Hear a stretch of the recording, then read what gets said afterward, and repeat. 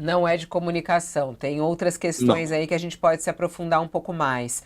Vamos lá, Otales, essa primeira análise sobre a pesquisa Quest, o que que isso representa para o governo Lula? Faz sentido? Pega ou não pede mais? Isso ainda tem reflexo dessa divisão que existe no país, nessa atuação, inclusive, da oposição em relação ao governo Lula? Ou não? É isso mesmo, o governo deveria receber essa aprovação e essa reprovação. Olha, em termos de resultado macro da pesquisa, está mais ou menos no mesmo patamar da eleição. Medio a medio, o, o Lula com 52%, ele na eleição teve mais ou menos isso. Então não há uma grande variação e, além disso tudo, ela veio mais ou menos estável. Está no mesmo patamar lá de outubro do ano passado. Não há uma grande variação na pesquisa. O que há é o seguinte: é um efeito Faria Lima. Você vê que quem puxa os índices mais fortemente contrários ao presidente Lula é a região Sudeste. E é na região Sudeste onde o tal do mercado, Faria Lima, e uma parcela da mídia que também tem mau humor, o mau humor do mercado e o mau humor de uma parcela da Faria Lima tem mais eco, é na região Sudeste. Então, é essa região e que é também uma região a mais populosa. É o efeito Faria Lima que aparentemente está ocorrendo na pesquisa e na avaliação do presidente em geral. Isso só vai mudar, esse mau humor do mercado só vai mudar a hora em que realmente os índices econômicos explodirem. É isso que o Lula espera. A comunicação não vai resolver. O Lula está querendo mudar a comunicação, ela por si só não resolve. Vai precisar de uma dose boa de melhora da economia até o ponto em que o mercado peça arrego, diga, não, espera aí, a gente também está demais, até o ponto que fique evidente que está havendo um mau humor exagerado do mercado, da Faria Lima, das elites, de uma parcela da mídia, tem um mau humor aí que está um pouco além dos fatos. Os fatos, como o Josias já disse, são de uma economia em que o índice de desemprego caiu, o PIB cresceu, a inflação não estourou, tratam como se. Quer dizer, então a economia está bem e o mau humor permanece numa parcela da elite brasileira. E essa parcela tem voz, especialmente junto à região Sudeste. Eu acho que tem um ponto aí da pesquisa também que eu achei interessante, que é abordando na comparação com os outros dois governos Lula, né? E isso é muito interessante a gente olhar, não sei se a gente pode abrir nesse gráfico aqui da pesquisa Quest, mas eles mostram justamente sobre como que os eleitores avaliam o terceiro mandato do governo Lula, né? O Lula 3, como chama, né? E 41% avaliam que o governo Lula 3 é pior do que os outros dois. 35% disseram ser melhor que os anteriores e para 19% é igual. Tá aí, ó, o gráfico. O Lula 3, o Lula 2 e o Lula 1. E a diferença, inclusive, com o governo FHC, Temer. Esse é um gráfico interessante de comentar, Josias. O Lula 3 é pior que o Lula 2 e o Lula 1, Josias? É pior, se você for considerar tomado pelos resultados, né? O Lula 1 vinha de uma péssima fase do Fernando Henrique. Fernando Henrique vinha na descendente, desprestigiado, e o Lula manteve o que havia de, de bom em termos de regras econômicas que ele herdou do Fernando Henrique e produziu nos primeiros anos do governo um superávit primário portentoso. Ele entregou aos céticos um equilíbrio fiscal de vitrine, não é? E nos 2 últimos anos, ele utilizou essa estabilidade econômica para investir pesadamente em políticas sociais.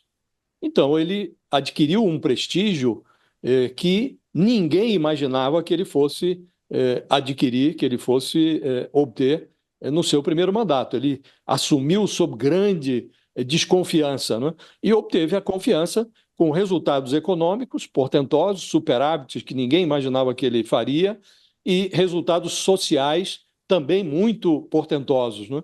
E ele entrou no segundo ano, no segundo mandato, com escândalo de mensalão e tudo, foi reeleito e teve também um desempenho bastante expressivo no segundo mandato, a ponto de eleger um poste, que era a Dilma Rousseff, né?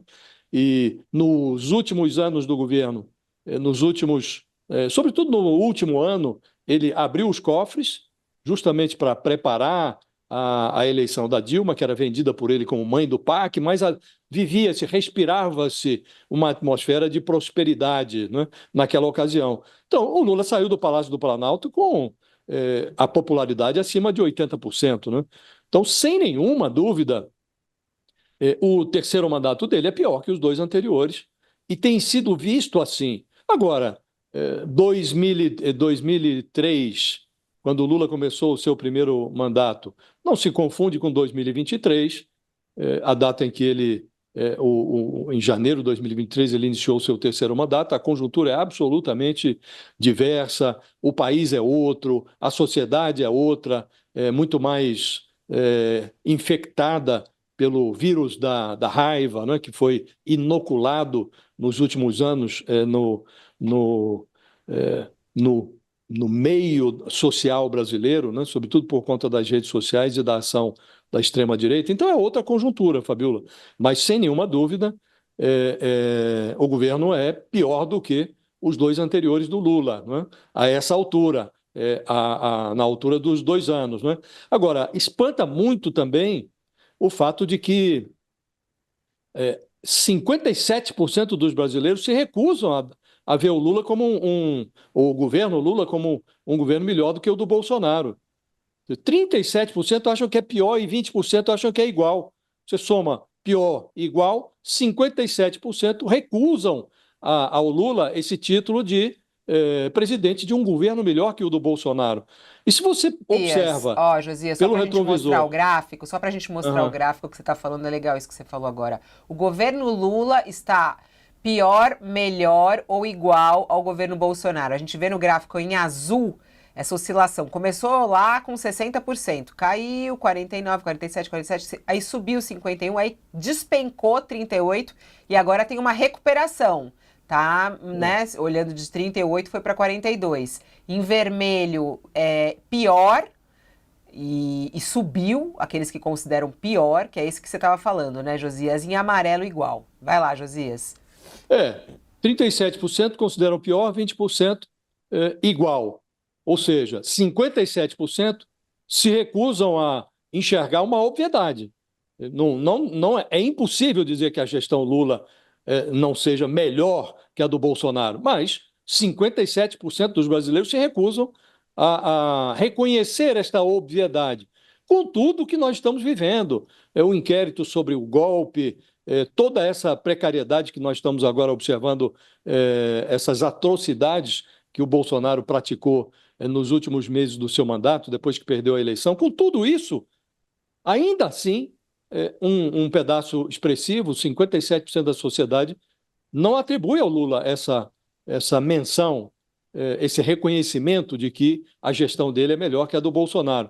E aí, nesse contexto, é espantosa também a percepção de que o Lula, aos olhos da sociedade, se tornou um líder muito diferente de si mesmo e pior do que ele próprio. Quer dizer, o governo atual é considerado pior do que os dois anteriores do Lula, né? Então, é uma realidade adversa para o presidente. Se você considera que os indicadores aí, a pesquisa mostra os dados que estão andando de lado, não houve uma deterioração nas últimas pesquisas da situação do Lula. A aprovação do desempenho, o trabalho pessoal dele está sendo aprovado por 52% do eleitorado, quer dizer, não há uma atmosfera de fim de mundo, né? Agora, 47% acham que o presidente não se desempenha bem no governo. Então, tem uma divisão do país que o Lula não conseguiu superar. E nós estamos no final do segundo ano do governo, né? O governo está entrando no seu ciclo final. Então, a grande dúvida é se o Lula terá tempo para desfazer este mau humor num momento em que a economia, que vai indo bem, pode piorar. Nós estamos agora num dia, hoje vai haver o encerramento da reunião do Copom, e muito provavelmente os juros subirão. A inflação está rodando acima do teto da meta, então não é confortável a situação do presidente. A inflação de alimentos está acima do índice geral de carestia, né? Então há um mau humor que não é desarrazoado, né? Esse mau humor, todo mundo que passa na frente da gôndola do supermercado tem um ou dois motivos para ter raiva do governo, porque quando a inflação sobe, a tendência do brasileiro é de culpar quem está na presidência da República, culpar o governo. Então, há uma série de parafusos que precisam ser apertados, Fabiola, e a grande dúvida é se o Lula terá condições de reverter este mau humor nos 2 anos que lhe restam, né? Se ele terá condições de chegar a 2026 numa posição mais confortável do que a que exibe hoje. Hora de chamar aquele nosso primeiro comercial para o pessoal que está nos acompanhando na TV. Vá, mas volte, porque daqui a pouquinho a gente vai trazer notícias quentíssimas que acabam de sair, justiça eleitoral, hein? Então, vem com a gente.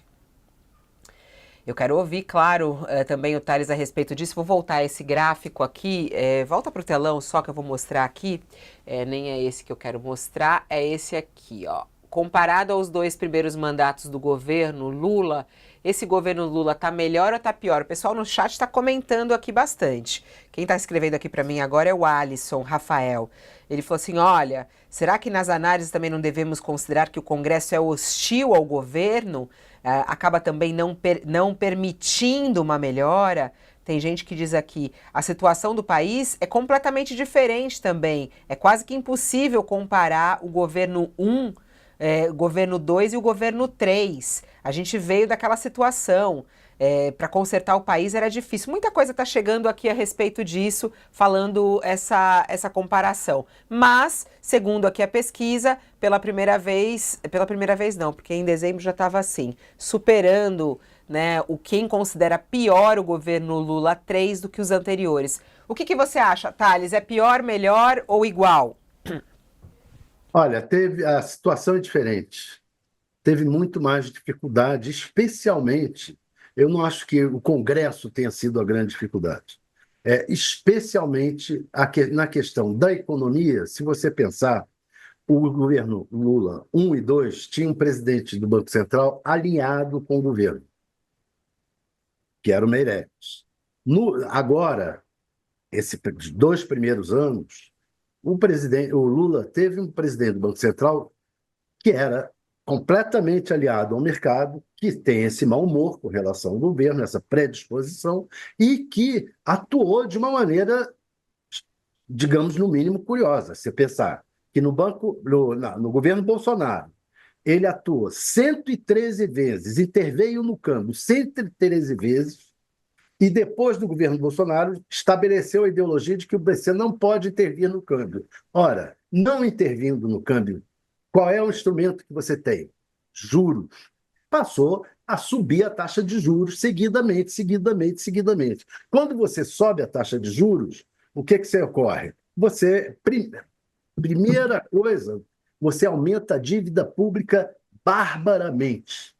Então, você ter o presidente do Banco Central, que, durante o governo anterior, trabalhou a favor de segurar a dívida pública, interveio no câmbio e evitou aumentar a taxa de juros, e no governo atual, esse mesmo presidente do Banco Central mudou completamente a política, é curioso. A expectativa agora do Lula qual é? É que vai ter um presidente do Banco Central e uma diretoria do Banco Central menos antipatizada, mais alinhada à política econômica do governo, o que pressupõe que possa mudar um pouco. Vai ter essa última reunião do Copom agora, que é uma reunião em que provavelmente a taxa de juros vai subir entre 0,75% e 1%, que é um índice altíssimo, uma taxa altíssima, mas vai subir nesse nível.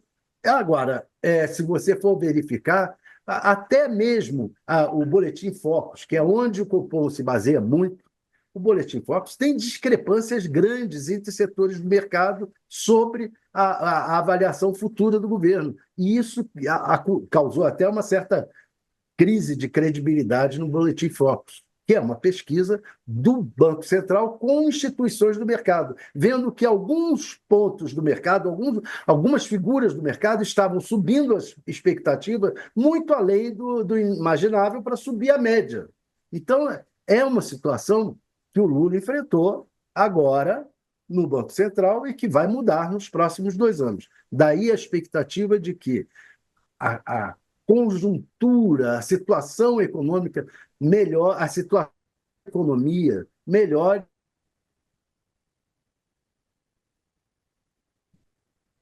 O som a economia melhora. A tua última frase sumiu o seu som. Fala um pouquinho, Thales, deixa eu ver se voltou.